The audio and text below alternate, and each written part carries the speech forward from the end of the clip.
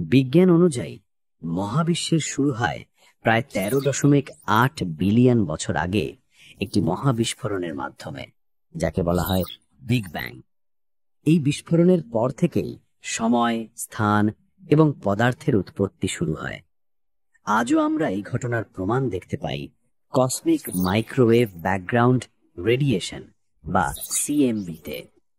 এই রেডিয়েশন প্রথম পাওয়া যায় 1965 সালে, যা বিগ ব্যাং এর শক্ত প্রমাণ। অনেক অনেক বছর আগে, 4.5 বিলিয়ন বছর, পৃথিবী তখন একদম নবজাতক। আচমকা আকাশের এক কোণা থেকে ছুটে এলো একটা বিশাল গ্রহ, নাম ছিল থেইয়া। থেইয়া পৃথিবীতে সজোরে ধাক্কা মারে।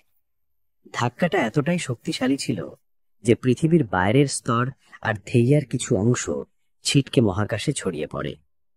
বছরের পর বছর ধুলো আর ধ্বংসাবশেষ একত্রিত হয়ে এক নতুন গোলক গঠন করে।